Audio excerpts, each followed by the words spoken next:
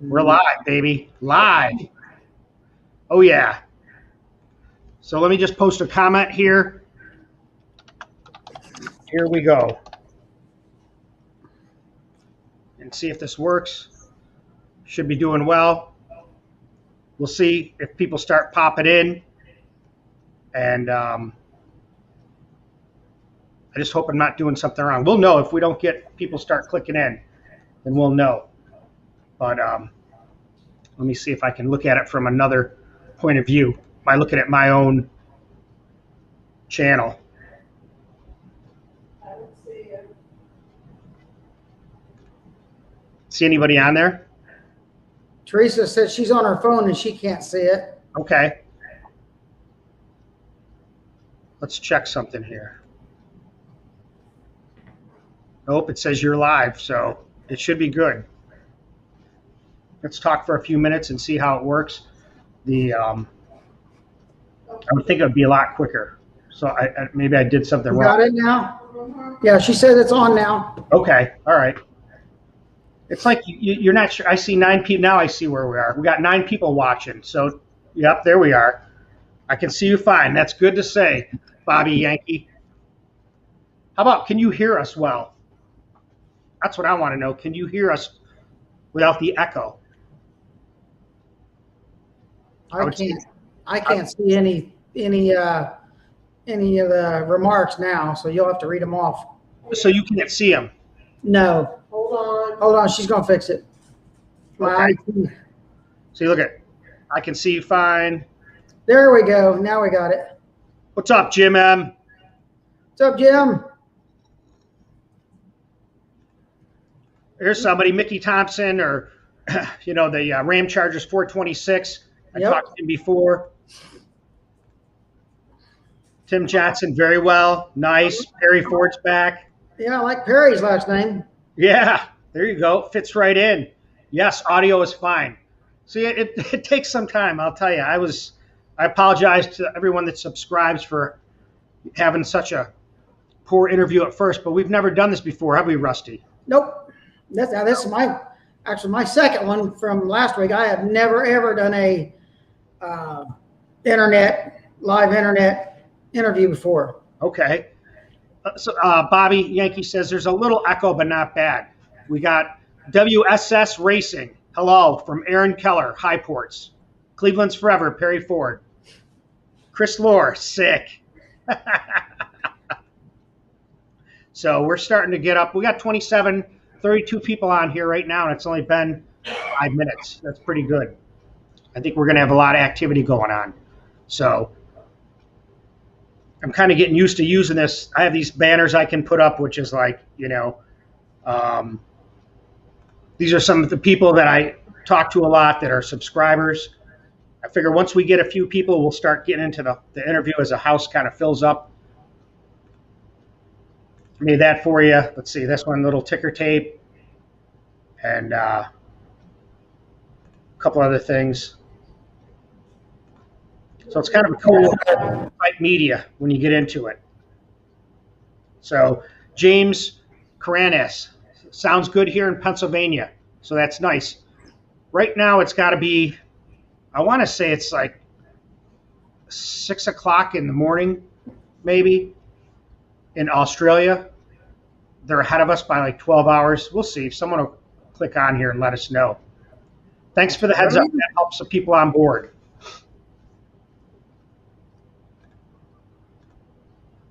So a lot of these guys we've seen before. They comment on my videos. I talk to them. Mike Curtis, we're all doing well. And we've got 40 people already.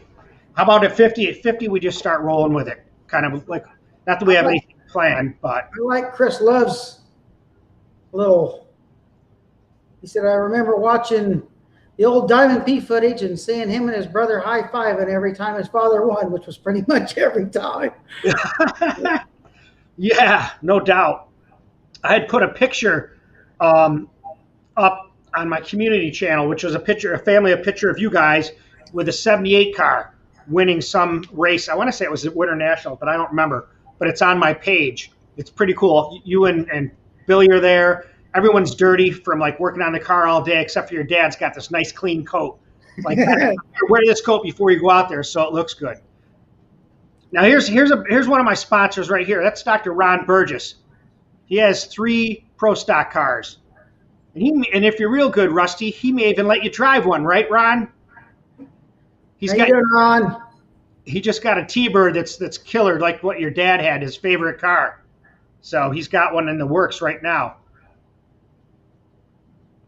Well, the 87 was my dad's favorite.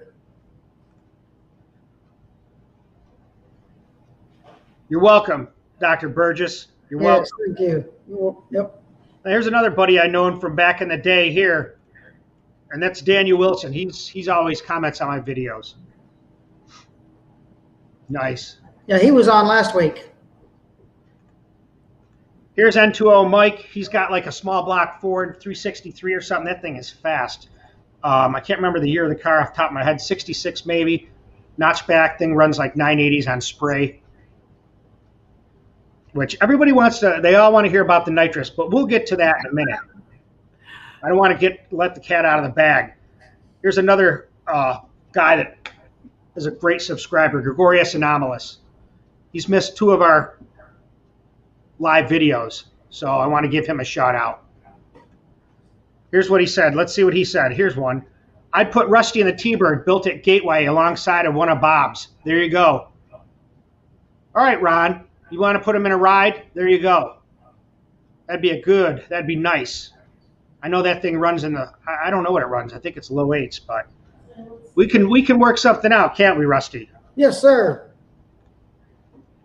There it is. Let's see.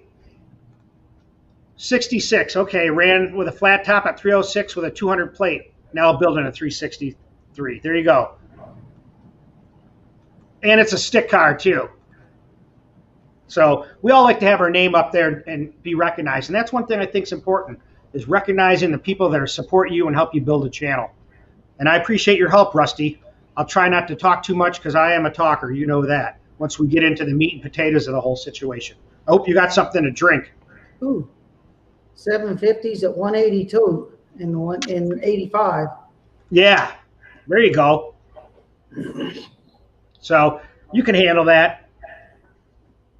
That's Woodburn or not Woodburn, Palmdale, California. That's exactly the ET that got me my license. First time I was ever in one of our Pro Stock cars. Ran 188 mile an hour though. Nice. Here's something. Let's see. What's this guy? Oh yeah, that's the one I was telling you about. Hey Scott, welcome to DragBoss Garage. What's up, Scott? Do you think there's enough people on board to tell that story? We got 55. It's all no holds barred now. If you ain't here, you're missing out big time. You watch the recast. It was one of our first, probably 3 or 4, maybe 5th test session with the first ever probe, which was a Willie Rails car. And we went to Atlanta to test, and we were the only ones there. And Dad, when we were testing, he'd get in the car at the trailer and he'd get, his helmet and everything on. That way, when he just drove up there, he could pull right in the water box, do his burnout, and we could make a test run. And there was one empty trash can in the whole parking lot, and he ran into that thing. Now, it didn't hurt the car or anything, but he saw it right at the last second. And it just bumped it on the very tip of the front end, and there was no one there to move it. So he just kind of turned the wheel and went on, and it slid down the driver's side of the car. Didn't scratch or anything. But by the time he got up there, Billy and I were laughing at him. So of course he gave us, he told us we were both number 1. Nice. Here's one for you. Yes, as a matter of fact, when my dad retired, and he would go, even when he was helping, I think he was helping, Justin Humphreys. He was helped out Mark Pollock for a little while. Warren would be one of the first people he'd go and talk to. And I talk to Arlene or Warren. Oh, I try to about once a month myself. Still you do. Still, yes. Okay. Still. And I'll never forget. A lot of people. Nice shirt. I want one of those. A lot of people played that up as that they really hated each other, but I remember calling so that they didn't have to hear it from somebody else. This one's kind of a little touching for me, but I called them the morning after Dad passed to let them know. So like I said, so they didn't have to find out from somebody else.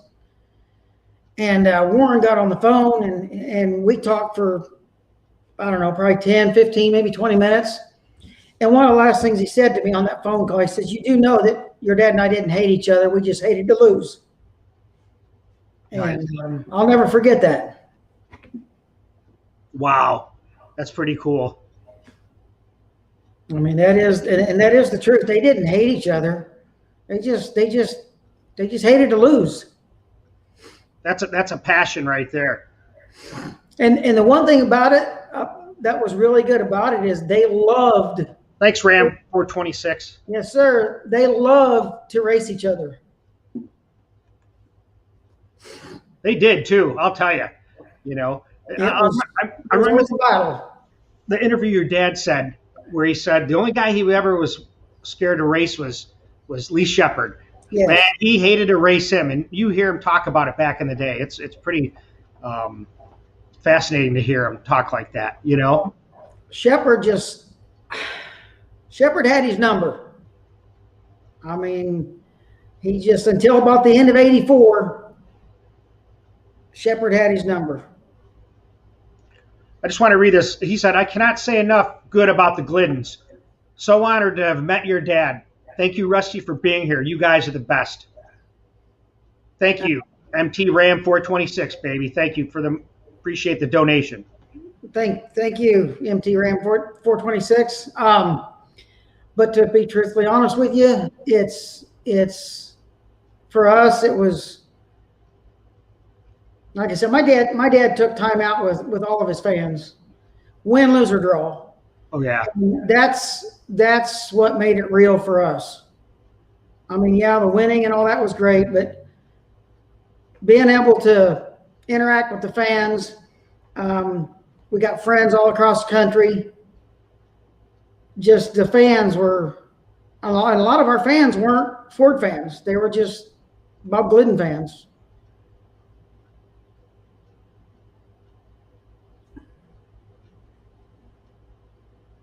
You are correct, Ronald. Very, very true.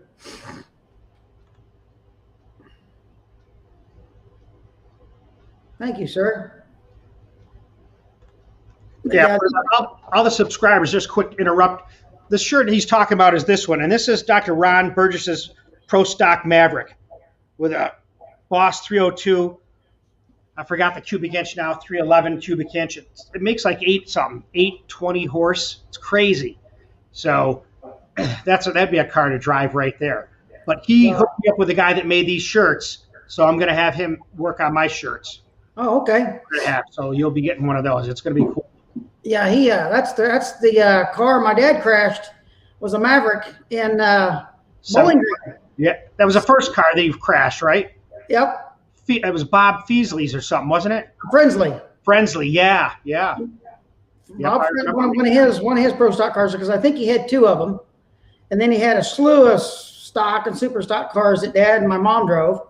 Okay. And he wrecked that thing at Bowling Green, Kentucky, and I'll have to send you a picture of it, or when I come there, it's on my phone, and you'll have to try and clear it up and blow it up so you can show the people. Oh yeah. They got him in the ambulance and didn't strap him down to the gurney because he was awake, he was alert, and they closed the back doors and they went around to get in the driver and passenger side, the EMT guys. Yeah. He got up off the gurney and opened the back door and walked back to the trailer before they found him. not going for the ride. Nope.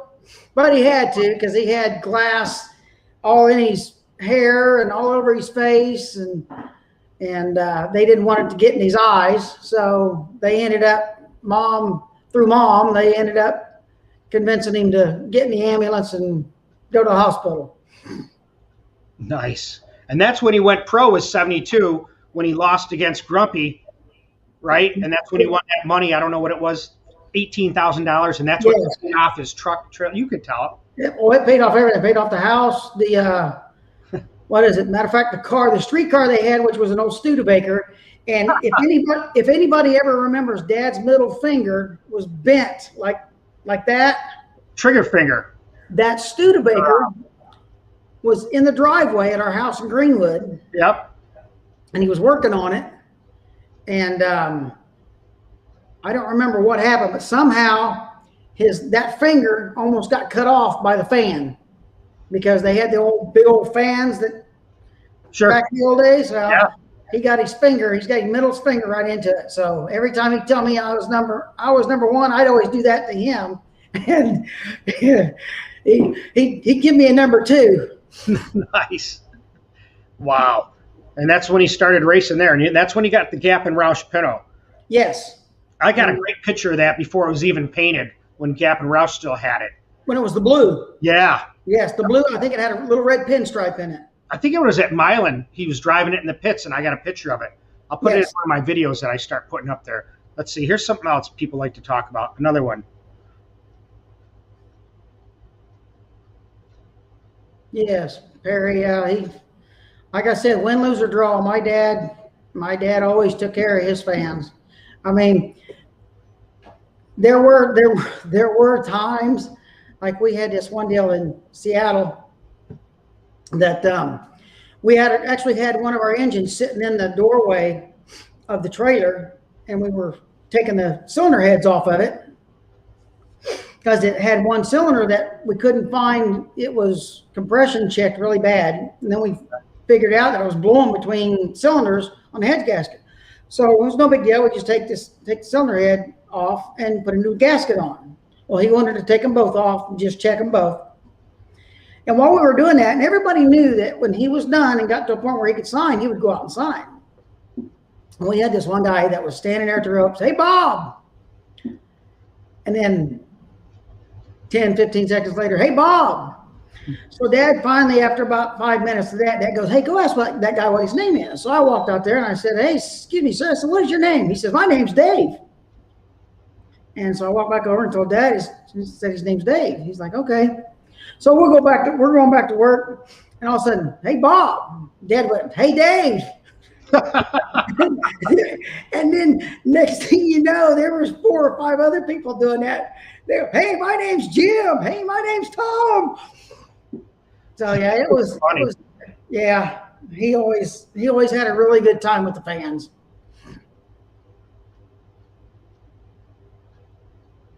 Yep, that is right, Chris. Oh, yeah.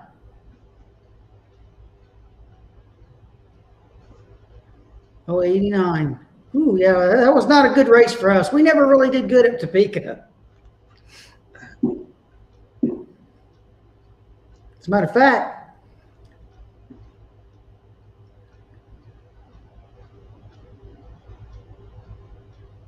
thank you, Steve.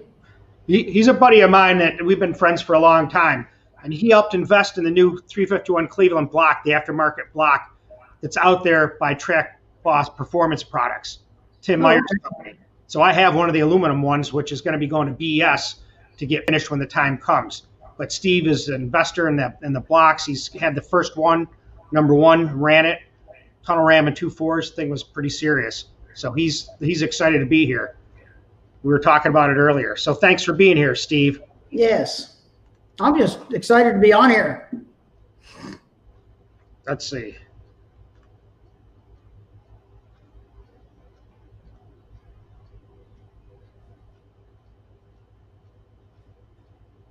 What year was that? What's that? Model, yeah, I know you'd have to ask. 26. What year model was that? Which T-Bird? Maybe he'll chime back in and see. Hopefully. I see some of these people from Yellow Bullet on here. I made up this little banner for him. I got to find out where it is. There you go. There you go, guys from Yellow Bullet. These guys sit and banner about Cleveland's this, that, and the other thing for thousands and thousands of pages. I just don't understand it, but whatever. They got time for that. That's cool. I'm going to go back and see if there's a couple other people that had questions about some dyno stuff.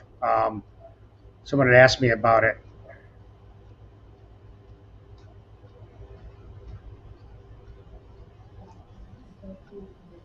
So I guess while people are still kind of tuning in, what do you think? And this is what I asked before, but with all that echo, we never really got an answer. What's your earliest memory of being a kid growing up in a racing family? What do you remember, Rusty? Oh boy. Oh boy. Well, I remember back in the Pinto days when we lived in Greenwood on, actually, I still remember the address. I know that I could take you right to the house. It's not but a mile from here where I live now. Is a 409 Pleasant Run Drive. And when back in those days, before they came out with the external oil pumps, they had the internal pumps in the pan. Yep. And for somebody, like even for me today, with somebody with fat fingers, it was hard to get the oil pump in and out of the pan. Well, one of my first jobs was putting the nuts on because they had the little studs that, you know, you just slide it over there and then put the lock nuts on. And that was one of my jobs, is taking those on and putting them on, or putting them on and taking them off. Okay. Was that.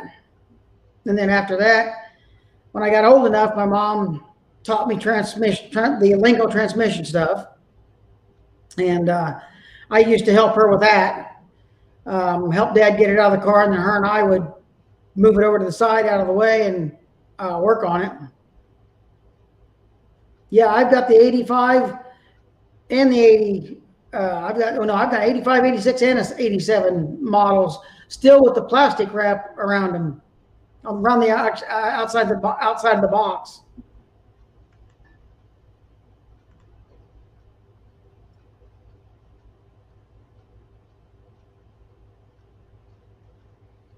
Oh, that was the approach at those races. Baton Rouge really wasn't that bad. It was still close to sea level. Matter of fact, night sessions were really fast there when the sun would go down. During the day, it was, extremely hot. So there wasn't too much of a change for the Baton Rouge races, which, we love that track. I got a good story about that one too with Tony Christian. But Denver was basically we'd go there. Back in the day, before Denver, you usually had about 3 weeks before from the previous race to Denver. So you'd go home and freshen everything up, and have everything ready, and then we'd go to Denver, test for a couple of days, and go back home, and then go back to Denver. So you just basically, what's that? Yep. Thank you, Gregoris. But yeah, it was just basically like Alan Johnson, he was the king of that place because they just had a really good handle on it, just like Dad was here at Indy. We would go to Indy and test every chance we got. Different weather conditions, hot, cool, cloudy. I mean, we just tested it all just like Denver. I mean, Denver, you kind of took what you got when you got there. But everything I was part of my job was also keeping notes for what clutch what particular clutch, because, we had 3 or 4 different clutches for just one car.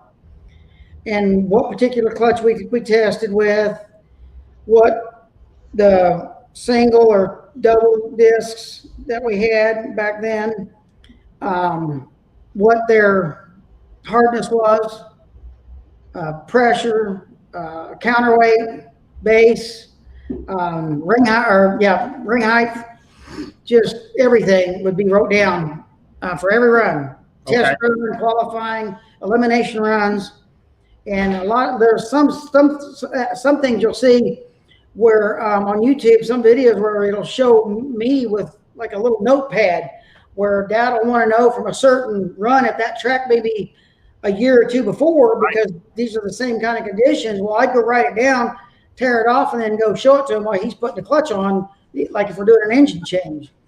And I think that's one of them is at 92 Brainerd, Minnesota, when Dad and I ran each other first round, and he ended up winning the race. He beat Frankie Iaconio second round because Frankie red lighted and Dad broke.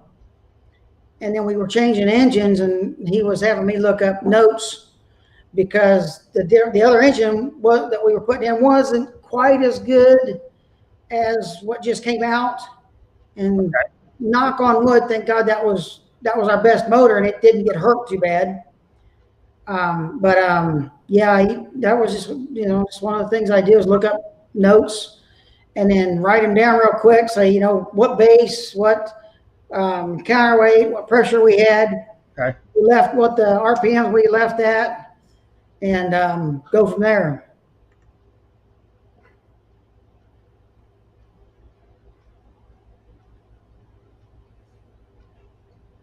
Yes. Well, Lee Shepard's the one that really got him on his game back in the early 80s. Yeah, no doubt about that. Because from the middle 70s to about 80, he kind of got a little lax because, granted, he was head and shoulders above everybody, but he didn't want to take himself out. And then when Shepard got his number, he really stepped up his game, had a few red lights against Shepard, but also had some wins. But it was just one of those deals. Lee Shepard had his number. That's true. Plain and simple.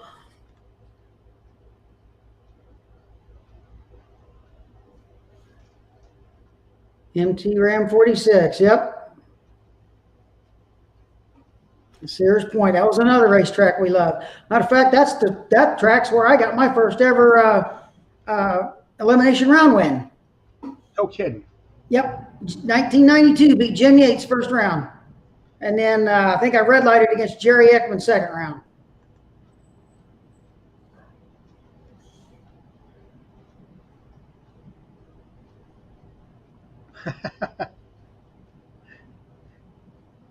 That's a good story. I've got 3 autographs of my dad, and those things will never leave they're gonna be buried with me. So now that brings up another memory. You guys, everybody remember when we used to go to the Canada race, Montreal, Quebec, Canada? Right. They would always park the Pro Stock guys on the Moel. The bigger names they would park on the front straight of the circle track, because there was a circle track here, and then the bleachers went up down this side, and then the drag strip was over here. It was kind of a circle track, drag strip, and a big road course. And they have us put our car in between the concrete wall, and then they had the big fences back then were like 4 or 5, maybe 4 to 6 inch by 4 to 6 inch squares. Sure. After every run, qualifying and elimination, the first thing that would be done is Dad would take the plugs out of the engine. This was every run. And I'd grab them one at a time, walk over to the fence, and whoever held the most money out got a spark plug, and I'd go get another one. All 8 spark plugs got sold every round. Wow. Win, lose, or draw. And then old rods and pistons, we'd put those together and sell them. The little red shop rags that we used to always carry. Yeah. We'd have him sign a stack of, I think, 1,500 of those. And the end of the day, we always had a whole bunch of people standing there, because at the end of the day, the rag he always carried with him, and then it always went down the track with him, because he just had one shop rag every day. Yep. And knew it, and he'd carry that with him all day. And at the end of the day, after the last run, and we had the car getting ready to load, that car, that he'd come out of the trailer and pull that rag out of his driving pants and hand it to either Billy or myself, and we'd go to the fence, and whoever held the most money out would sell it. Those things went for a lot of money. Really? On Canadian, oh yeah. I think we've got as much as 150 bucks for one before. It was just whoever held out the most money. But then, like just the normal shop rags that he signed before even going to the race, those were, I think, $5 Canadian, because they were only like a quarter for us to buy. And wow. Billy and all that kind of stuff, Billy and I got to split the profits. That was our putting the bank money for stuff we wanted, down the road. Let's see. There's another question I was going to say. Well, this is kind of an interesting one. Oh, okay. First time I ever made a pass in a pro stock car. Well, the way I don't know how it is now, but the way the licensing thing was back then was you had to be able to you get all suited up, and then you have to do a water burnout, back up, and then stage. And then the next thing was you do a water burnout, stage, go through first gear, and then second, third gear. And then you run to the 8th mile, 1,000 foot, and then a quarter mile. Well, Palmdale, California. Matter of fact, that's the track that Karen Stouffer, who, congratulations to her for winning Sonoma this weekend. That was the track that I think her family ran. And she was actually there. And I got all the way up. I was following my dad's, Dad guiding me back from the water burnouts. Got all the way up to make my first run, and Dad's like, and I should have caught this, but I didn't. Yep. I'm sitting there. We got the car. I'm up there. I'm right behind the water box, and he opens the door. Car's not running or anything. And he comes up and he says, "Now," he said, "if everything feels good, make a full run." I'm like, okay. Oh, let me back up for just 1 second. Another person that was helping me was Jerry Ekman and Frank Iaconio, because you had to have two or three drivers sign your license, and they had to watch you do all these steps. And first time I got to pull the chute was when I did my 1,000 foot run, and Dad said, "Now remember, the chute hits really hard." He said, "So when you just get it to 1,000 foot, clutch it, wait till you get the finish line, pull the chute." And Jerry Ekman's explanation of that was, when you let the clutch out, it's going to feel like it's going to throw you through the back window, and then when you pull the chute, you feel like you're going to be thrown through the front window. And for the first time, you're like, yeah, that was the feeling. And but I made my 1,000 foot and pulled the chute, and it was like, just a little tug. It was like no big deal. I let the car settle, waited for a couple seconds, starties, lost a bunch of mile an hour. And then my first attempt at a full run, which here again, I should have paid attention to Dad when he said, if everything feels good, make a full run. But here again, I'm watching him, and what I didn't pay attention to, which was my first major lesson, was where I was in the tracks. Okay. And I went up, got my top light on, turned the computer on, turned both fuel pumps. Well, one of them was on, but you had to turn both fuel pumps on. You leave one off doing the burnout and all that. Turn the second fuel pump on. Set I already had my 300-pound set. And then took a breath, got seated back in the back, make sure my head was back against the rest. brought the engine up to about 3,500, creaked it into the bottom light. I let the clutch, where the tree came on, I let the clutch out. It was real good in first. When I put it in second, next thing I knew, I was looking at the guardrail. What? Yeah. So I let off. Didn't hit anything, thank God. And I coasted all the way down the end the whole time. I'm thinking, oh my God, he's going to kill me. Oh my God, he's going to kill me.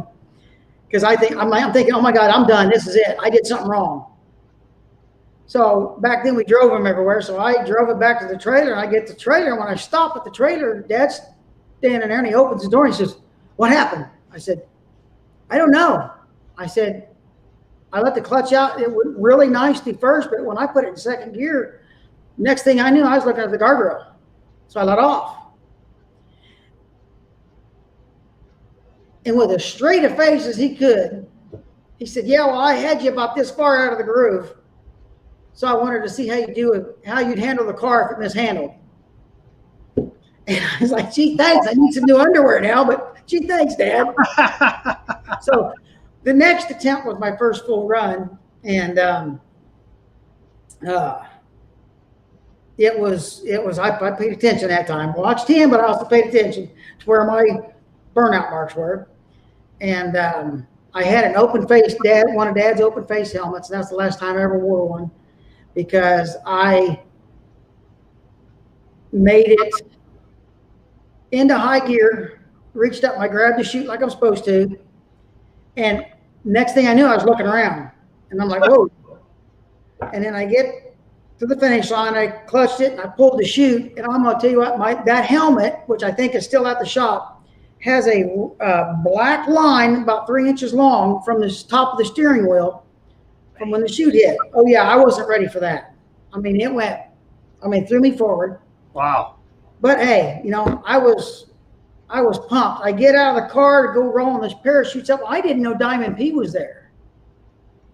And I turn around after I threw the parachutes in the passenger side. I turn around, and there's a camera with who was it, Dave McClellan. And yeah. You just made your first full run in a pro stock car. How'd that feel? I said, that was better than sex. So I mean, that was just, Dad taught me a very good lesson to pay attention. And matter of fact, before I made my first qualifying run, I probably made 60, 75 or more test runs. Okay. And we would get a baseline on my car, and then he'd unplug the computer. And then I would have to tune the car by what is known in drag racing as the seat of my butt. And I had to be within weather conditions, whatever the weather conditions allowed. I had to be within a couple of hundredths of what the car should have run. And if not, it would get loaded up and I wouldn't get to run until the next test session. That only happened once. Nice. Here's something that's old school. Someone's asking me.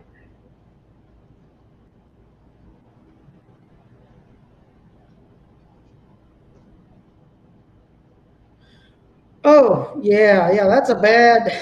Yeah, I kind of remember that, but the really bad part about that I remember is the big furnace brace thing that we heated everything up with. Right.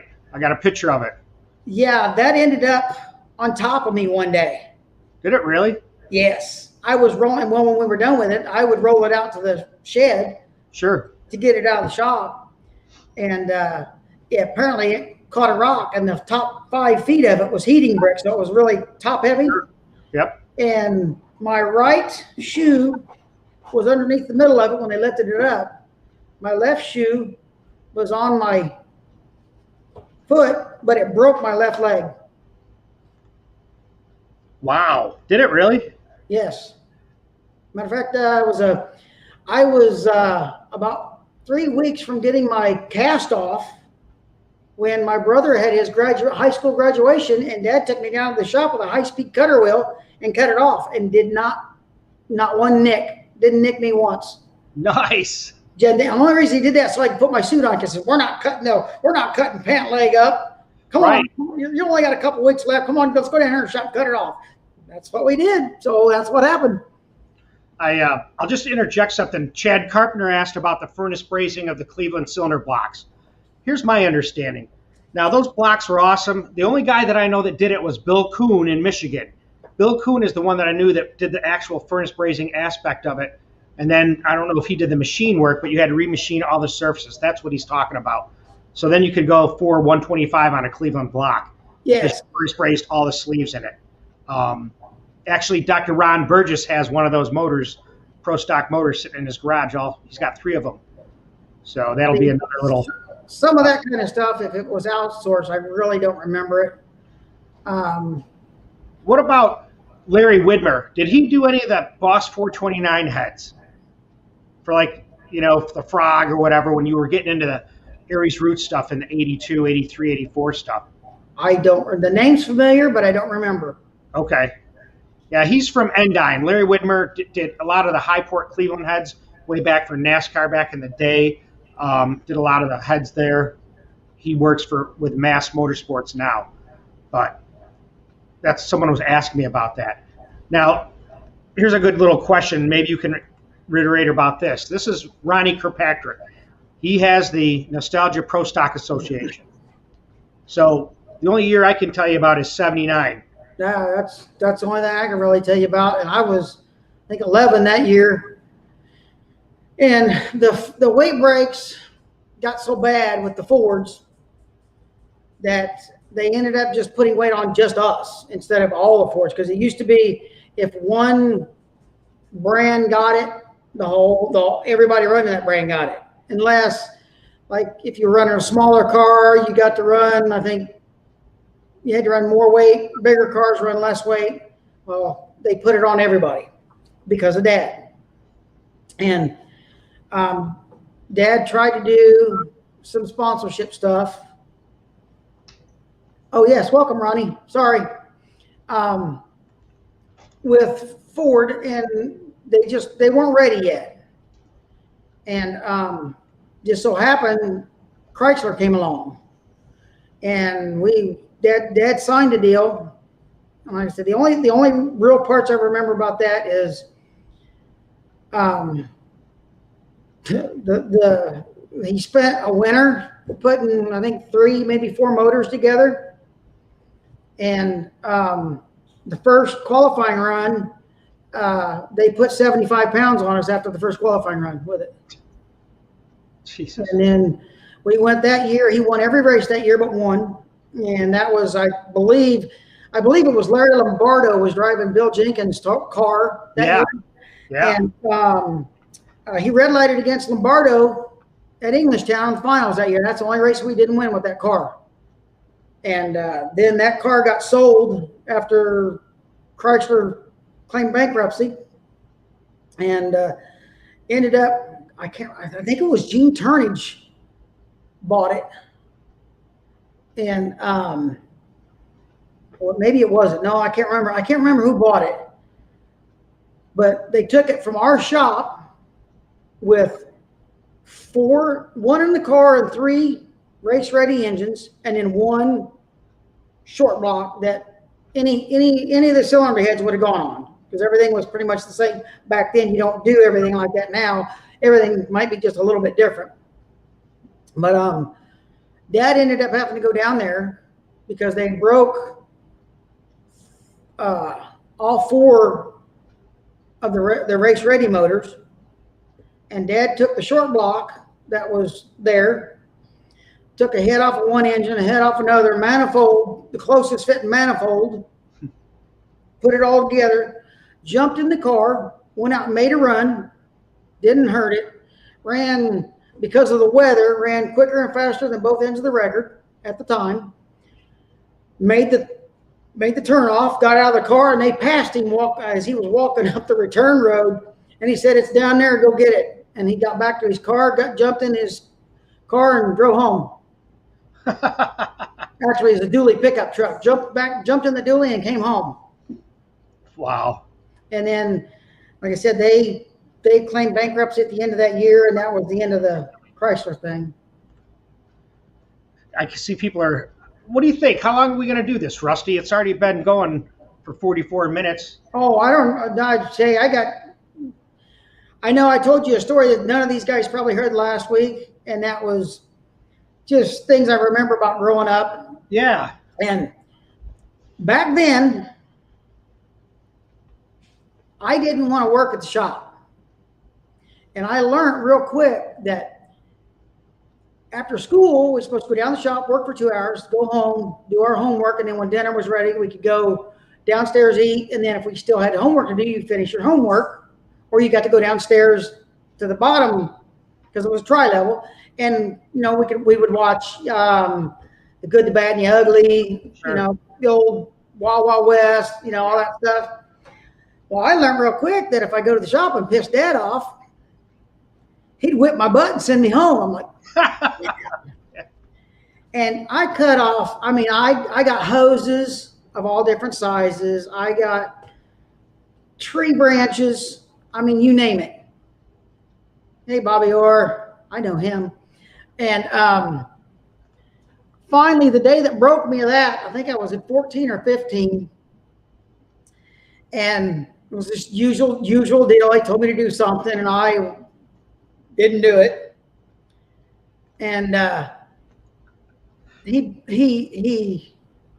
deal was we had this one lathe. I had to grab the lathe top. Yep. And he brought out this number 6 steel braided line. And I will never forget this till the day I die. He hit me with that stuff one time. I mean, rubber hoses, he wore tree branches out on me, even rubber hoses. And I turned around and laugh at him. Because, I mean, by then it was calloused. So right. Nothing would got through. He hit me with that number six steel braided line one time. And I turned around, I grabbed my butt, and I looked at him, and I said, "You blah, blah, blah, that hurt." And he looked at me and he said, "You gonna do what I told you?" I said, "Yeah, what was it?" And from that point on, for about 3 years, that piece is about 3 feet long, piece of number 6 steel braided lines. As you walk through the office, as when you went back into the shop, there was a big red bench there that we kept all of our stuff for the line home and the regular CK10 home, cylinder home. And right in front of that bench sat that number 6 steel braided line. That was my memory. Never did it again. But I mean, just Dad, like, you mentioned last week, Dad's wreck. And that was my senior year of high school. And 4 days after that. 86, you mean, with a T-Bird wreck? Yes. Covered up the intake. Everybody wants to know, oh, he was spraying. Yep. Which, he wasn't, but okay. No, Dad. Yep. I mean, I'll go ahead and tell you my dad, because there was one person on there wanting to know how much my dad was spraying. My dad never cheated. Now, me, that's a different story, but I did that for a reason, and we'll get into that later. Yeah. But 4 days later, Dad's got bloodshot eyes. He's got 3-inch bruises from the tops of his shoulders down to about the bottom of his belly, and then on his sides from the side straps. He had one little cut on one of his parachute wrist. Yep. It was still, they put, I think, 4 or 5 stitches in it. It wasn't deep. It was just in an area that they didn't want it breaking back open. Sure. And I had a track meet. I'll never forget it. It was, I think it was back then we did a thing called the Greenfield Central Relays. And just about everything was a relay, except for like your 100-meter run, the 400-meter runs.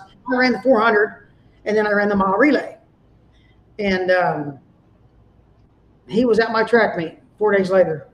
Could barely walk. Basketball games. My brother and I both played basketball. Matter of fact, my brother played for, I think, 3 or 4 years. He played the summer NBA Pro-Am League and was really good.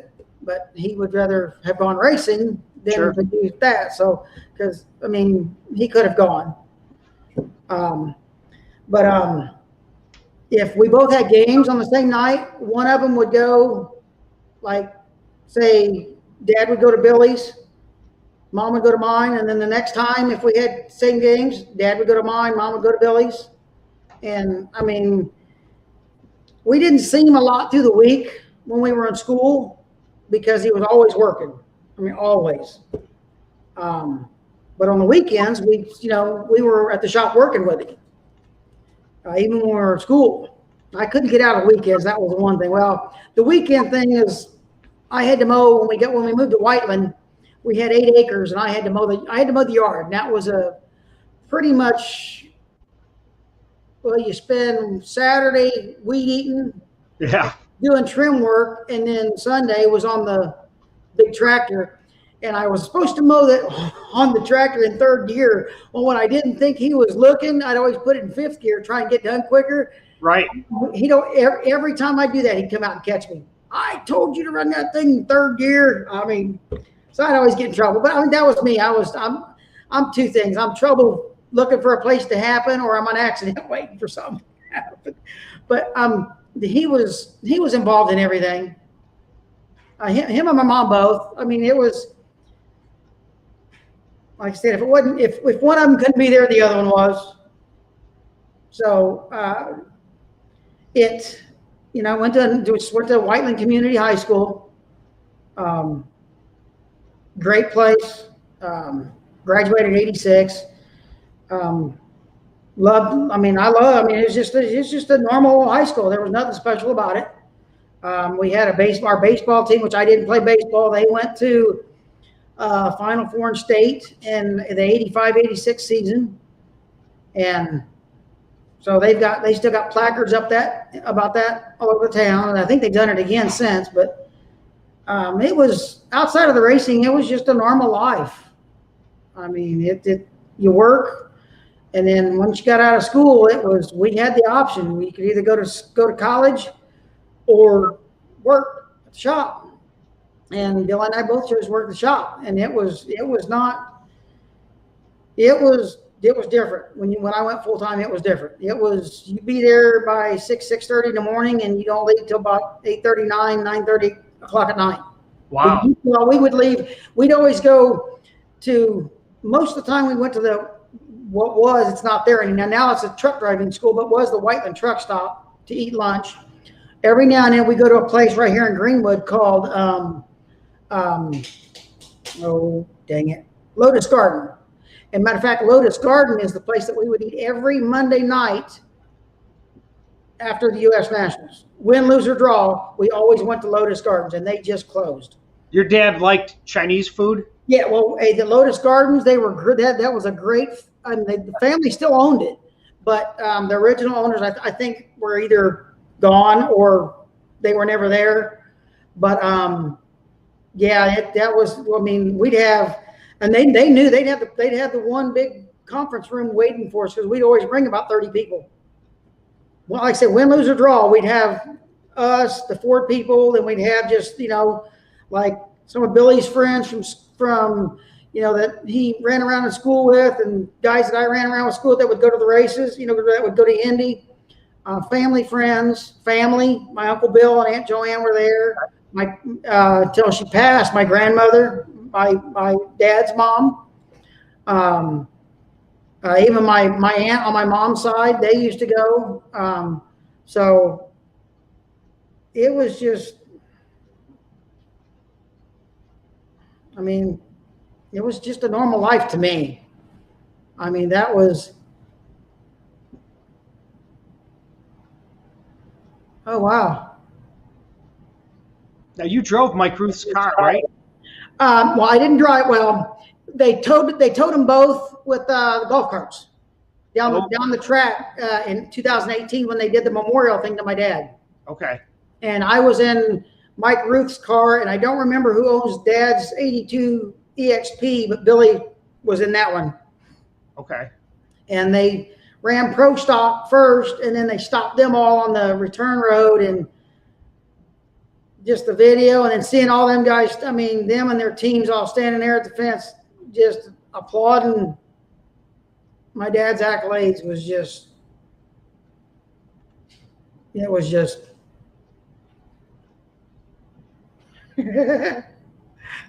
Chris, yes, that is. It wasn't. I don't think it was that much. It was between 175 to 200 pounds was the most they put on us.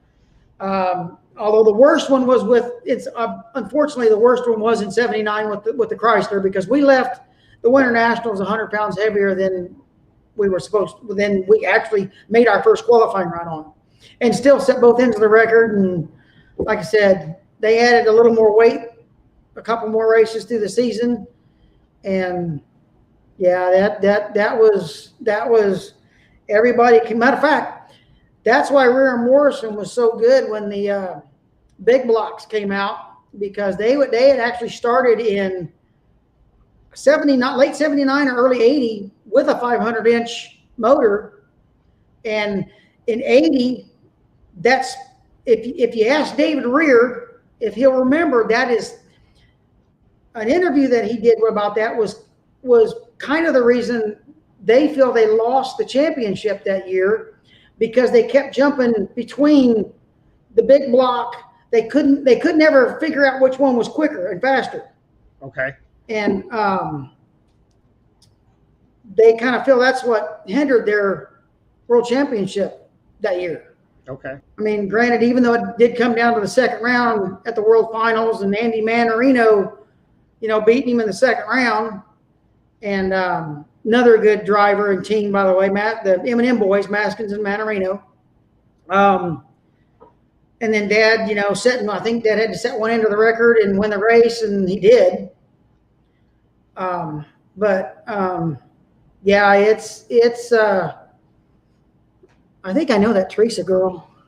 I think you do too. But yeah, it was just a normal to me. It's what I grew up in. I mean, my mom, believe it or not, was, however, I think 3 or 4 months pregnant with me, and won class eliminations at the 1967 NHRA U.S. Nationals in stock. Is either stock or super stock, pregnant with me. And they never made him get out of the car until after the final round of class eliminations. When she got out of the car, they told her, yeah, don't come back until that's taken care of. So she didn't even get to run race day. Wow. She got to run class, and the class eliminations that she ran in, and she won that. And then when she had to get out of the car to do that, they take him to the teardown barn. Right. They told her she couldn't run anymore until I was. So I kind of hindered her driving for a little while. Cat's Garage. If it was presented correctly, yes. I wouldn't run a bow tie. Nothing against the bow ties, but that's pretty much what it is out there. If it were up to me, yeah, my blood is still Ford blue, but I would do a true Ford car, not a Ford with an LS swap. There's Izzy. Hi. Hi. Hi, Elena. Hi. But yeah, there's Ma. Hi, Ma. Look, we all got our Ron Burgess T-shirts on. There you go. That's what you see it, Ron. Great advertising right there. Look at that. That's a 4 for 4. That's 1,000% right there. Nice. Sorry to interrupt you. Hey, no, you're fine. You got 2 little cuties there, and you got a great family. Thank you. But yeah, it was to me, it was just no different than probably what your kids are going through. It's because that's what I was brought up in. Oh, one other good story, real quick. Sure. Coming back from it was a points race in Cleves, Ohio, Edgewater. Okay. My brother and I had been arguing quite a bit, and so Dad's fixed to that, because when we would leave the track, Dad always had to stop and talk to people as we're pulling out. Sure. And Dad's fixed to that was he already had it ready, because he knew what was going to happen. He had a 3-inch roll of the gray duct tape. Sure. And it was in the dually pickup truck. So Billy and I were in the back, and we were back there just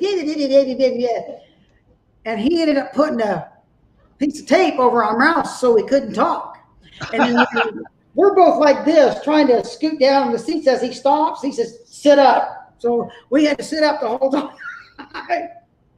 So needless to say, that was not the last time we did that, but leaving a track, I think that was the last time we did that. Here's a good question for you. Ronnie D. Hemme, you run what your heart is content with, buddy. I mean, we did that deal with Schumacher in 05 with the Dodges. That was a great experience. And also we had the 1979 deal. So I'm not a hater of Dodge or Chevy. It's just, I can say I was 4 months, I was not even born yet, but I was alive and won class eliminations with my mom in a Ford. So my blood is Ford blue.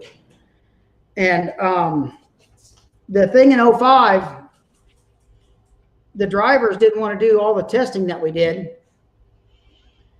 And I got to drive both cars at all test sessions. Because we tested, I think we ran, 23 events that year and 18, I think, minimum 2-day test sessions.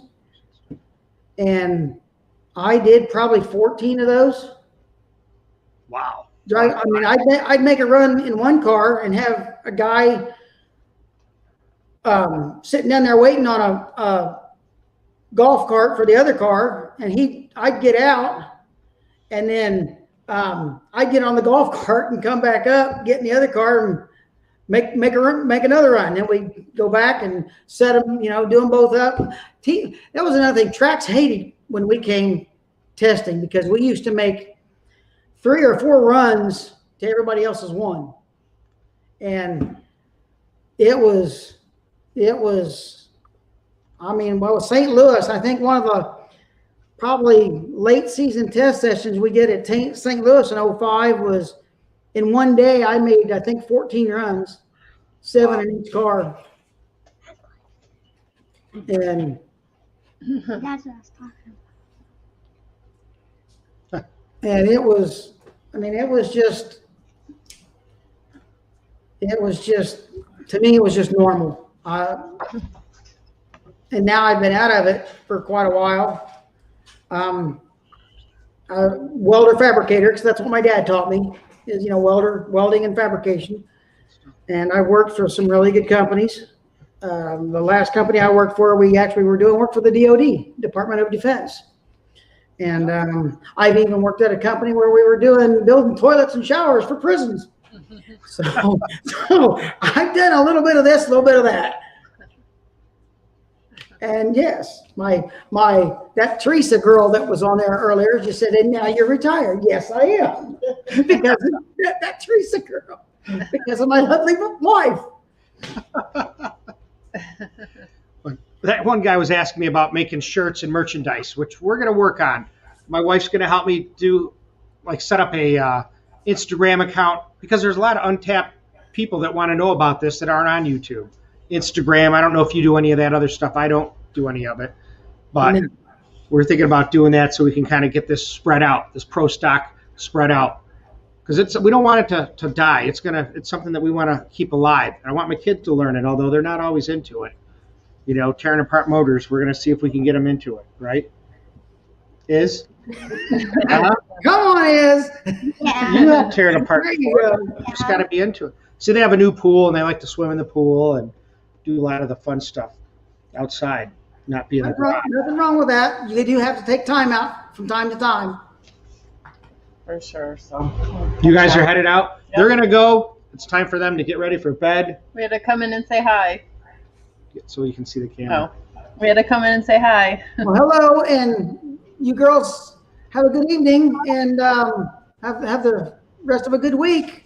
You too. Bye. And remember, you gotta learn to take care of those motors. Learn to take care of motors. Yep. Look at Izzy. We got plenty of them. Ah. I love you. Love you guys. Love you. So it's kind of neat. I'm glad that I'll see you in a little bit. I'm glad that my family can come out and enjoy this stuff with me. I mean, it's tough if they're not involved with it, then it's not something they really want to do. It's hard to force them to do it. You got to let them come in it naturally. So I try to introduce them to it and get into it a little bit, because now's the time to learn it. This stuff, like I told you before, is not going to go on. It's just people are not into the racing like it used to be. You know, high hydrocarbons and the carbon footprint and all that BS.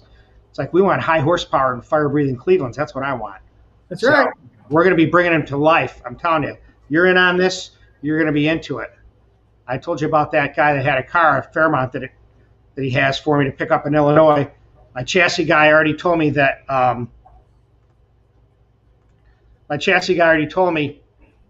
He's ready to build that into a nice pro stock car. I want to make a copy of the '78 car, so that's what we're building that pro stock motor for, something like that. But let's see. Let me see if there's some other questions we can see here. Hey, thanks, guys. And I appreciate you, Rusty, thanking my family to be here. That makes them feel good, you know. Hey, I'm honored to be a part of this myself and to meet you and your family. Well, you're going to be coming to the DragBoss garage in person, man. We'll do an episode. It'll be cool, you know. Yes, it will be.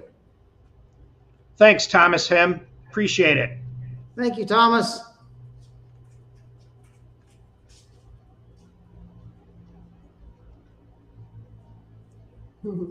Thanks, Daniel.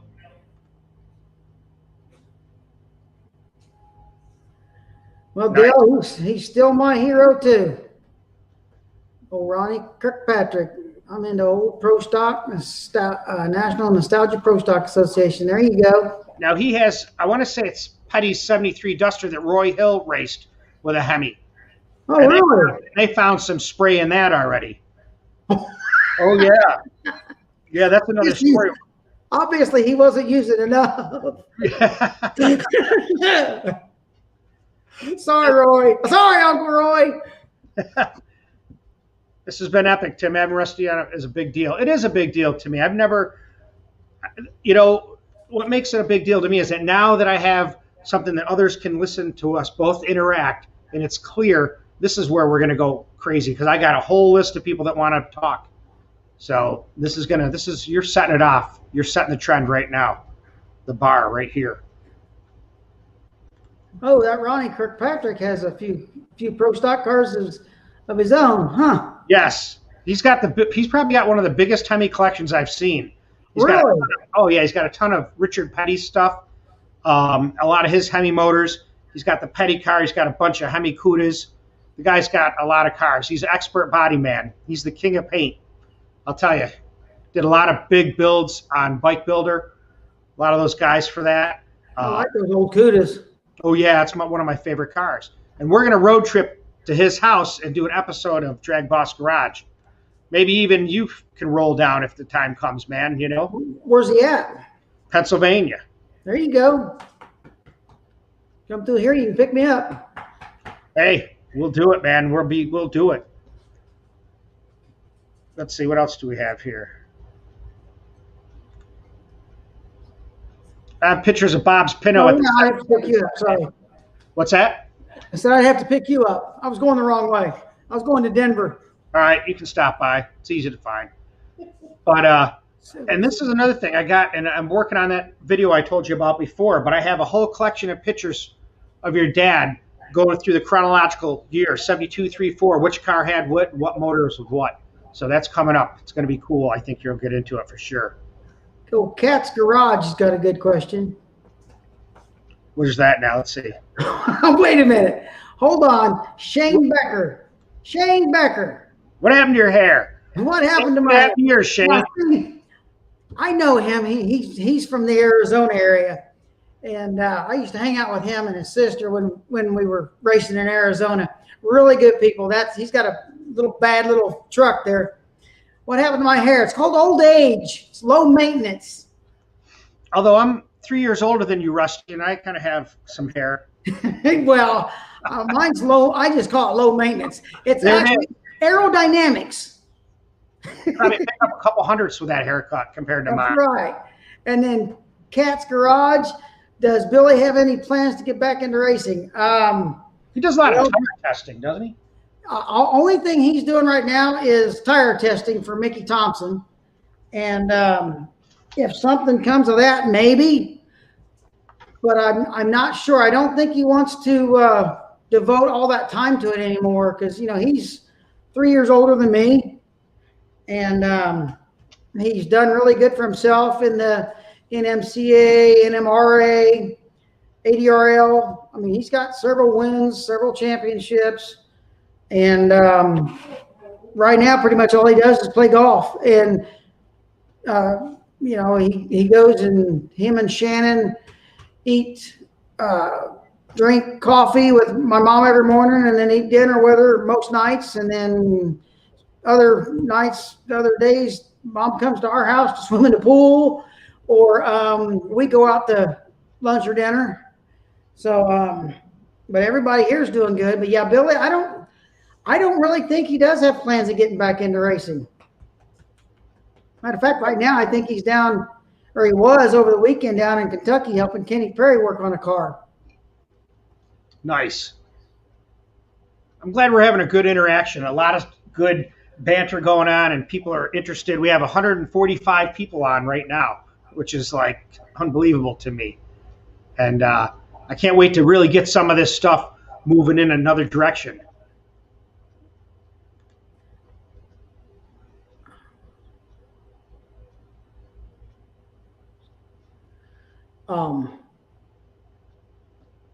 Buy it. That's what I say.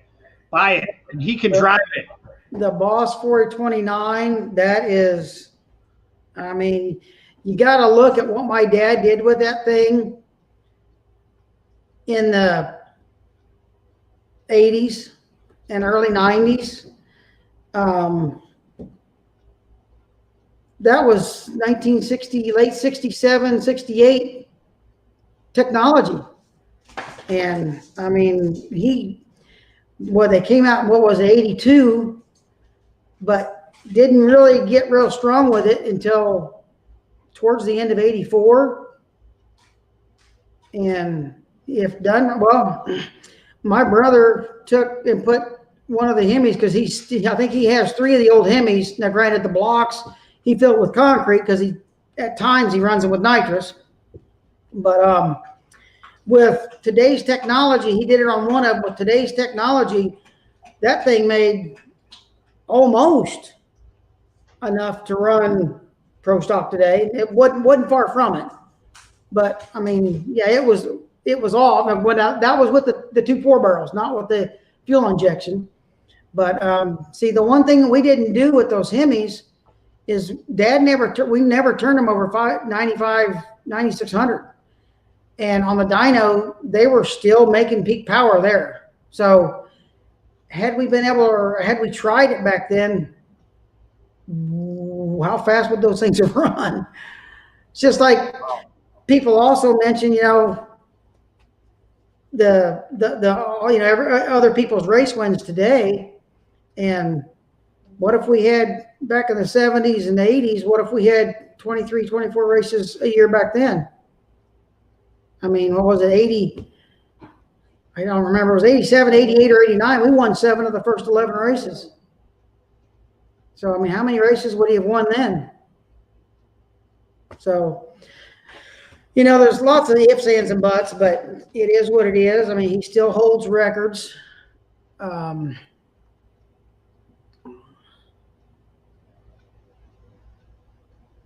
Dad knew his Steve. My dad did know his cylinder head and intake stuff. That he did know. Yes. That Hemi stuff. The worst part about the Hemi stuff was you can't get any compression in it. The 420 Boss 429 Hemi Ford, you couldn't get any compression in it. That was the biggest holdup, which that's where a lot of your torque comes from. Ours, I think we kind of figured out late, much too late, is that because of how Dad did with them, we had enough torque to do what we needed to do. He just always felt that we didn't. Okay. So, I mean, we were trying to leave with those things, you know, third rock from the sun, and trying to get a car like that to handle just was near impossible. Actually, he started on farm tractors, believe it or not. Their farm tractor broke down and he took it apart and fixed it.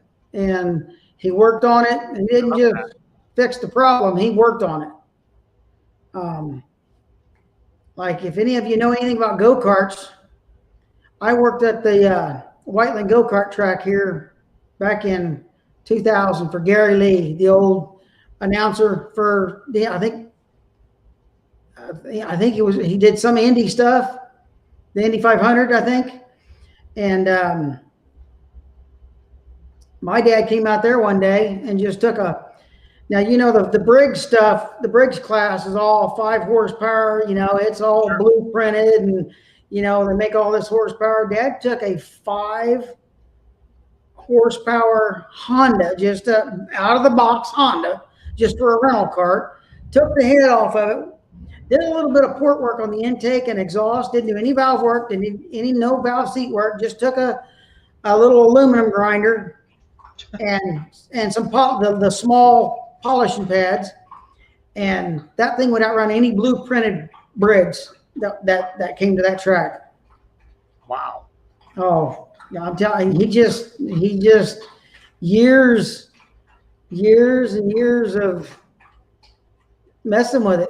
I mean, that's one of his first buys was a tabletop flow bench. Really? Oh yeah, he had that back at the Beach Grove shop.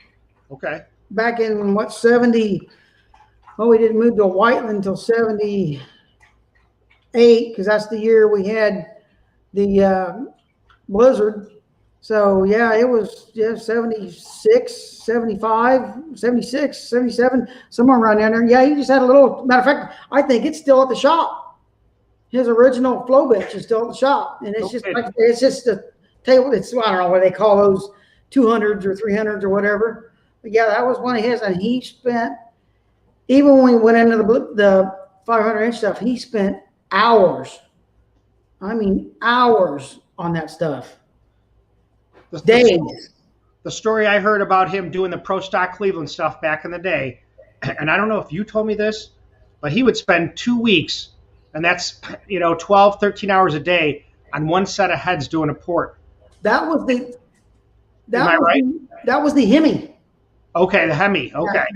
The cylinder heads from when we got them from AR. Yeah. Because back then there wasn't the CNC stuff. Hadn't moved into the racing era yet, at least with drag racing. Sure. And from the time we got a set of cylinder heads for the Hemi, and by the time they were ready to bolt on an engine, and be stuck on the dyno, it took 2 weeks, and we're talking 15-hour days, doing nothing but working on 2 cylinder heads. That's doing all the machine work, matter of fact, he had me rough out valve seats and valve guides. I'd be making those while they're doing other stuff to them, and on the lathe, and I heat them up, press them, get them down in there, and then cool them off, and they'd shrink, and that's what held, the press is what held them in, and then every intake cylinder was within less than 1% at all numbers. Nice. Every exhaust was in 1% or less on all numbers. I mean, that's just how meticulous he was on that. He wasn't going to have, this, number 1 cylinder be this, and by the time you get to number 3, it's way better or way worse. Everything was dead nuts.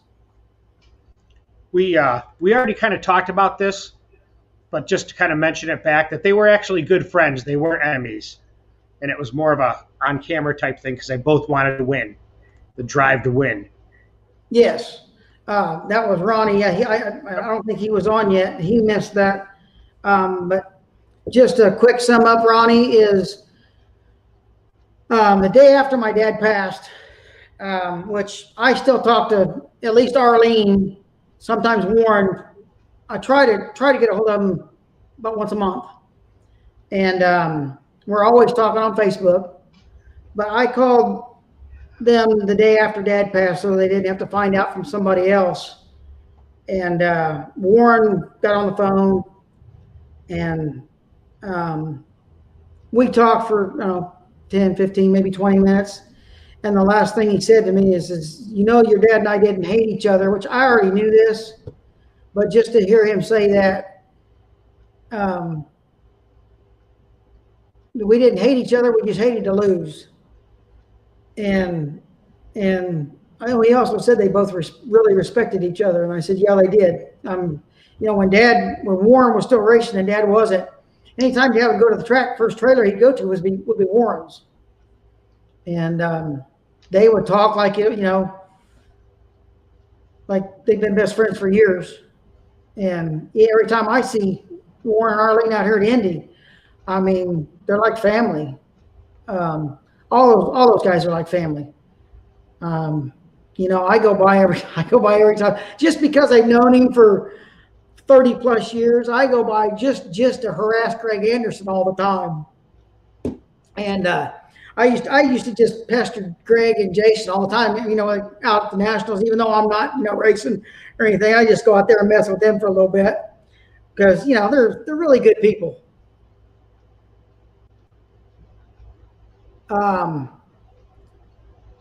Warren wasn't really mad at Dad. He was more mad at,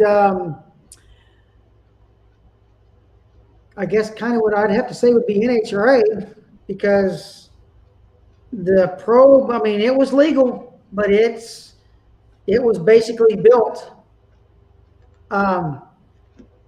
It was basically built for us, because the windshield, like, you have the Oldsmobiles, the windshield were like that, and that probe was like that. I mean, that thing really was like an arrow going through the wind. I mean, it didn't take hardly anything to push that thing through the wind. But the biggest problem with that car was the wheelbase. It was only a 99-inch wheelbase. Okay. But other than that, I mean, we came out the last 3 races of '88 with that car. And I think the first place we tested was right here in Terre Haute, Indiana, on an 8th-mile track. And we went from there to the first race, and we set both ends of the record, I believe. No, we didn't set the record then, but we won the race. Actually, we won 2 of the last 3 races with that car. And that car, matter of fact, we ran Tony Christian, I think, at 2 of those finals. And Dad, matter of fact, Dad got back after we got back to the trailer. He said, "Yeah, I knew I'd won when I put it in high gear, because at Pomona, the Winston Vision screen, they have to lower it because of the airport." And he said, "Oh yeah, when I put it in high gear," he said, "I looked up the Winston Vision screen. We were just going right by there, and it was a direct cross shot." And he said, "I knew." Yeah, he said, "I had, I think it was a half a car on him." He said he wasn't catching me, because Dad actually beat him on a hole shot. I think it was a 33 to 31, something like that. Scott Lovell. Here's an interesting question. Okay.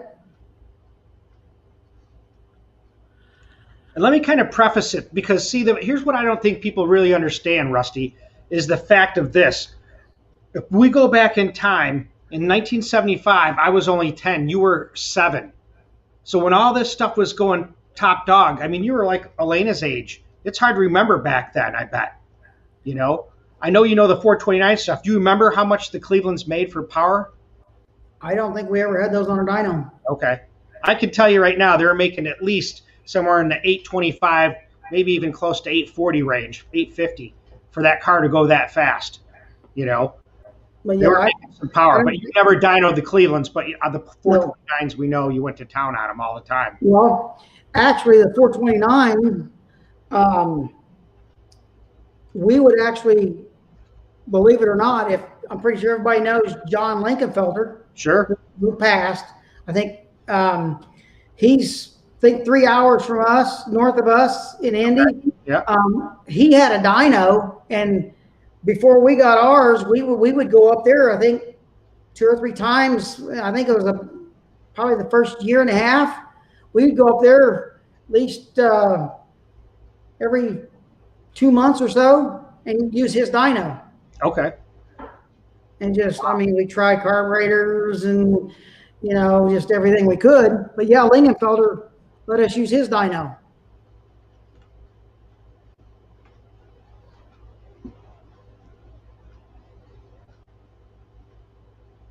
Oh, it didn't just become Bobby Orr. It didn't become more important. It came with the probe. It was your fine tune line for the T-Bird went from that to the probe was like that. Wow.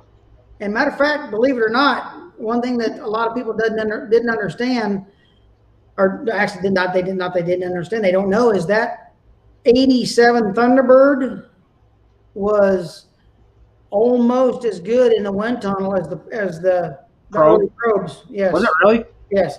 I love that car. The one reason it was is we learned something because we used to go to Lockheed Air Force Base in I believe it's Marietta, Georgia, and use Ford's wind tunnel. No, it wasn't Ford's, but Ford's would get us 24. I think it was a 24-hour period there. And we learned something one day back when we were allowed to run belly pans on the front ends. And they ended that in '88. Okay. I think Because they helped that much. Huh? Because they helped that much. Oh, what we learned on ours did. Okay. Yeah, because it was a belly pan, but it just, we couldn't figure out why, because we were trying something with the belly. Not that I remember. But the belly pans, we used to try stuff with it because it was an add-on piece. You could take it on and off. Okay. And we tried, they had this, it was like styrofoam with a piece of 8-inch like almost cardboard type on either side. And about halfway through a pull in the wind tunnel, all of a sudden it'd get real good. And we didn't know why. We couldn't figure it out because by the time this belly pan would go from flat, and we didn't know it, but it would Sure. bubble up in the middle and be high in the back, low at the front. Sure. But we couldn't tell that because by the time you shut it off, go and take the front end off, this thing's back flat again. So they had these little windows that were probably 2 feet long by about 6 or 8 inches tall. And I ended up shimmying across a 18-inch water pipe and watching one pull, and had a walkie-talkie, and we started the pull, and I'm watching, and all of a sudden I saw that belly pan buckle up, and then when it did that, they said now, because that's when the numbers started going real good. So then we took it off and we tied that thing up like that to hold it in place. Sure. And then that's how we ran it. And I think it was 88 or 89. Well, with the very first probe, we weren't allowed to run body pans. And we ran our first probe at the end of the 88 season. Nice. Let's see.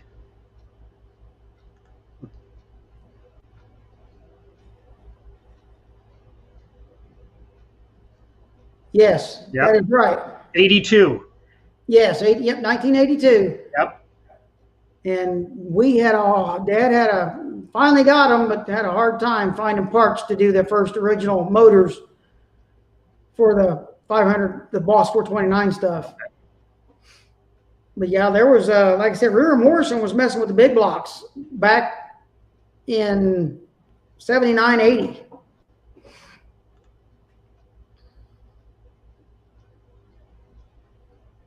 he he didn't like it. Bush Enterprises, he didn't like it at first.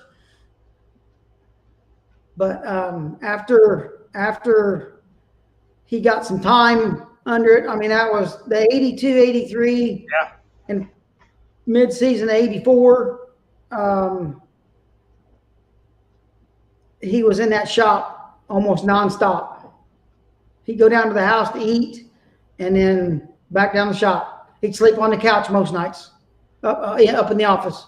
Well, didn't you tell me the exhaust ports on the original AR had to be moved 750 thousandths over? Didn't he tell you, like you used to bore right into the ports and then re-weld it all? Didn't you tell me that? Into the water jacket. Yeah. Initially, right? And then, yes, take this old crappy MIG welder and you fill it up, and then you take an air hammer and then fill it up some more. And I mean, it wasn't just, you do it once or twice. It was like he showed me how to do it, and that's how you did it. And you talk about a pain in the butt. Oh, wow. My gosh. Well, remember the time you said something about changing the engine in 10 minutes or something? Or it was just under 11 minutes. Remember water coming out or something? Yeah, that was that was the year we ran Leal in the finals. It was either 87 or 88 Gainesville. And car was ready, front end was on, and they came by and said 15 minutes be in the lanes. And just so happened, somebody walked around the passenger side of the car, and one of the cylinders on the passenger side had water coming out of it from an exhaust port. So, there was a guy standing there with a video camera. It was like 10 minutes and 50 seconds or something like that. Front end off, engine out, clutch off of that one, clutch on the new engine going, well, not new engine, but the other engine going in. Yeah. And then started up with water and everything in it, and front end back on, backing it out was just under 11 minutes. Wow. It's amazing. Oh, it was, Dad was just. I mean, he was a taskmaster. He wanted to win, and he had to do whatever he had to do to win. And that meant stop. He just, everybody talks about that crash, throwing the driver's jacket over the intake. It's just, what a lot of people don't understand, unless they're really in this, which I think you do, is where is most of your horsepower coming from? Intake and heads, baby. Intake and heads. Yep. And when we had other people that were out there trying to run Fords, and it ripped, it just basically ripped the manifold top right off. And you could see that's the first thing. Matter of fact, if you watch the video of that crash, he actually fights them off of him to get his jacket off to put it over the intake. Dale Rogers. Yep. I was at home. Got a message. A neighbor left a message on the table when I got home from track practice that Dad crashed the car, rolled it 6.5 times, taken to the hospital. That's all the note said. And then not 10 minutes later, my mom called, and she was still upset and couldn't talk. I thought something bad happened. Next thing I know, Dad, because it's in Dad's room, Dad gets on the phone and said, call Jerry Haas and tell him we need a car now. Click, and hung up. So I called Jerry Haas, and Jerry Haas built us another car, and we actually picked it up 7 days later. Wow. That's from pulling tubing off the racks to out of paint in 7 days. That's what Haas did. I'll tell you, I'll just show you a little example of what your dad had done, whether it's a 429 or a Cleveland, but here's a pro stock intake. Now this is the UR19, but you can see, and I got a whole video that's going to be coming up, but they cut all this down to straighten it out all through here. Look inside there. They got fins welded in there. Look at the technology that they went through to try to get these things to flow. So the hours that spent on there, that's why your dad covered up. There wasn't spray bars in there. It's hours of labor that he doesn't want anybody else to get. So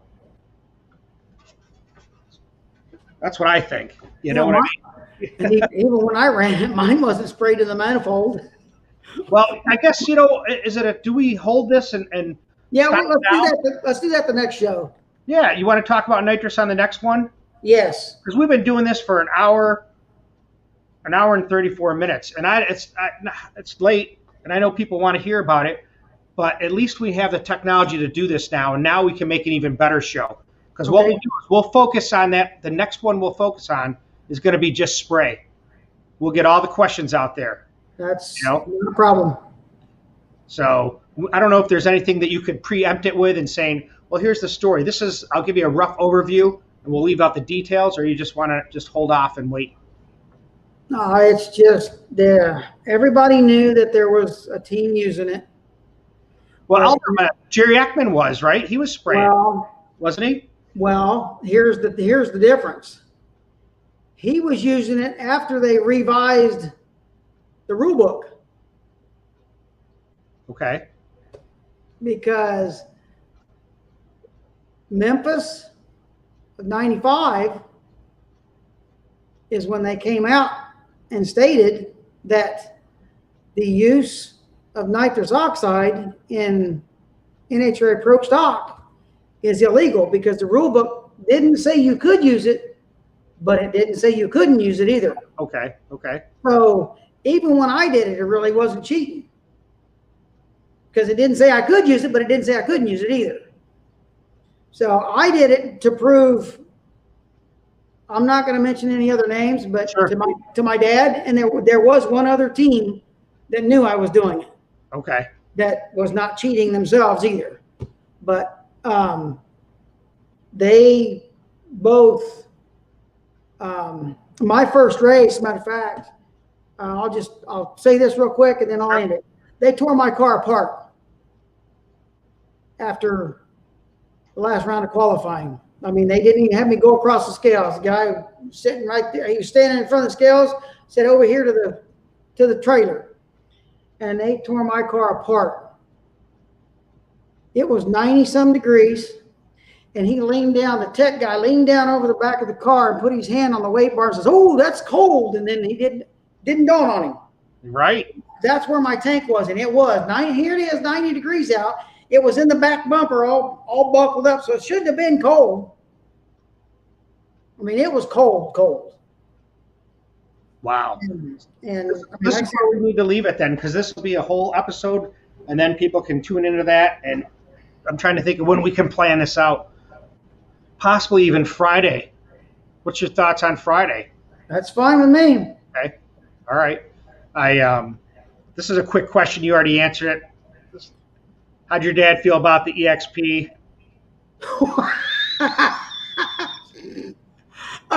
Harry Graham.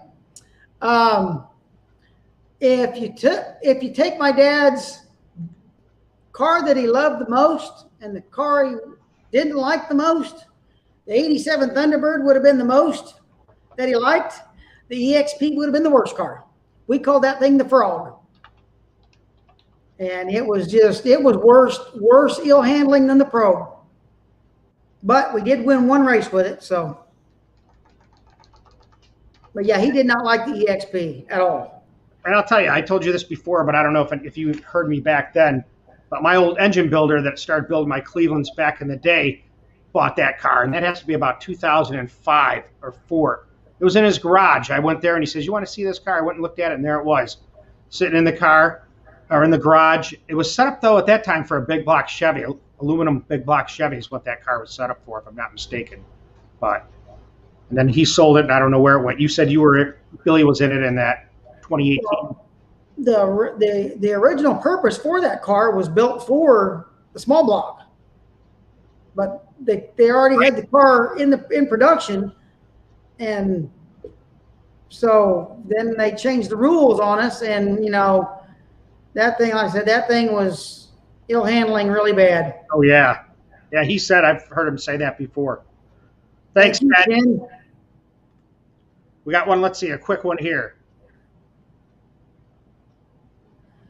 Yeah, with us, they started when we actually got a dyno, which was about, I'm going to say 83, 84, somewhere around in there. They were around 1,000. And then, high 900s. Okay. And then by the end, they were right around, if I remember right, they were right around 1250, 1260, something like that, which that would have been the 95 season. Because 96, we really didn't do much with the Hemis, because in between the 95 and 96 season is when the new stuff that Dad had designed came out. And we spent a lot of our time on that. And that thing ended up showing really good promise by the U.S. Now, the West Coast swing is when it really started coming through for us. And but by then, by Indy, it was too late because Ford had already dropped us. Okay. Well, let's end it there. Let's not keep going, because we can talk. Me and you could talk for hours. We have lots of times. So we're going to end it here, guys. I appreciate you, Rusty, for taking the time out of your day and your family to spend it with mine and my subscribers here, to take them back to what it's like for the Pro Stock Mania that I'm trying to recreate. Because we're going to keep going. We've kind of jumped around today. I think this was a good opening, hour and 40 minutes worth of talking and getting people to be used to be able to ask questions. There was only one guy I had to block off that was asking stupid stuff, so I just eliminated him, because we're not here for that. We're here to educate, enjoy, and relive some of the past and kind of put it all up where we can all enjoy it and understand it, no matter what your experience level is. So thank you and your family and all of your listeners. This is amazing to me, just being able to answer, and my wife being able to answer Teresa, these questions and just relive some of these old stories. Like I said, some of them I get a little touchy on, but I still talk to my dad. Thanks, Kat. Thank you, everybody. Yes, exactly. Yeah. There you go, Jimmy Hoff. I'll tell you. That's called bench racing. I put a video of his car. He still races small, 326, 327, 340 cubic inch Clevelands in a 65 Falcon wagon. With the Sega stuff. That thing's a monster with, iron high port heads. So next time we get in, we're going to make it plan it a little bit better so we can get more people on here. But we had up to like 165 people. That's pretty darn good. I'll put down some of the comments that people are saying so you can kind of see them too. Oh, I can see them now. Teresa got it up for me.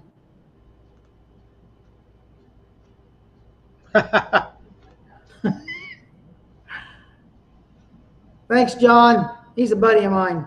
Okay. There you go, John. John, yeah, he's a real good friend of mine. And I think Chad South was on here too. He's a really good friend of mine from Texas. And then I know some other people are listening. Scott Lovell, and then Derek and Kim. I hope the popcorn was good. I heard she had popcorn for it, so she didn't offer me none. So I hope it was good. But there you go, Bob Hope. Merci beaucoup. Merci beaucoup. Yep. So I'll tell you, Jimmy Huff, if you're on here, buddy, me and you are going to do this, or we're going to do some kind of interview, because I'm impressed by that wagon and your builds. With me building these Pro Stocks, I'm going to need your help. Help me with some of the fine-tuning stuff when it comes to using iron high ports, because you're the king. So stay tuned. I appreciate everybody being here. Me too. Thank you all. It's great, man. Let's see. What else do we have here? Thanks. Perry Ford, thank you.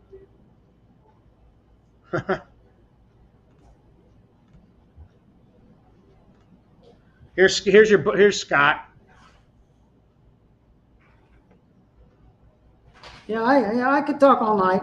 I'll tell you, I could too. I could talk without anybody here for like 2 or 3 hours straight and never miss a beat. Lose a breath.